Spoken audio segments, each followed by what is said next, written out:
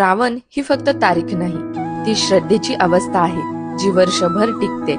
नमस्कार, मी शीतल आणि आज पाहूयात माझा श्रावण सोमवार. धनेश्वराचं दर्शन घेऊन मी लगेच गेले मंदिराच्या गोठ्यात. तिथे नडे काका गायीची धार काढत होते.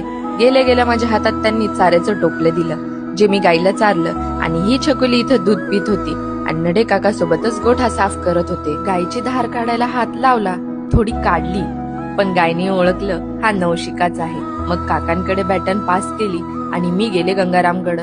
गंगाराम आज माझे व्हिडिओ त्याला लाजत होता. पंढरी सोबत थोडा टाइम घालवला आणि मी आले गोठ्याच्या बाहेर.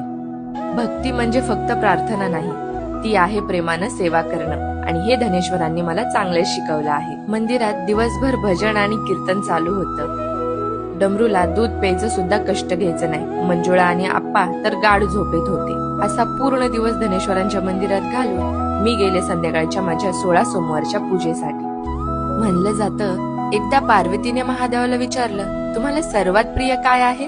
भोलेनाथ हसले आणि म्हणाले, जेव्हा माझा भक्त मनापासून श्रद्धेने फक्त एक बेलपान अर्पण करतो, तेव्हा मला सगळ्या जगाचं वैभव मिळाल्यासारखं वाटतं. महादेवाला मोठमोठ्या गोष्टीची गरज नाही, फक्त स्वच्छ मन, भक्ती आणि ओम नमः शिवायचा एक मंत्र, एवढंच त्याचं हृदय जिंकायला पुरेसं आहे. माझी 16 सोमवारची पूजा उरकली, जप केला, पुस्तक वाचलं आणि संध्याकाळी मी धनेश्वराच्या आरतीला गेले.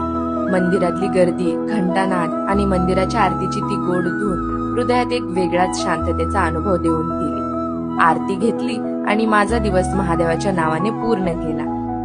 शिव सोमवारचा हा गोडवा पुढच्या सोमवारच्या प्रवासाला येऊ दे. तोपर्यंत हर हर महादेव.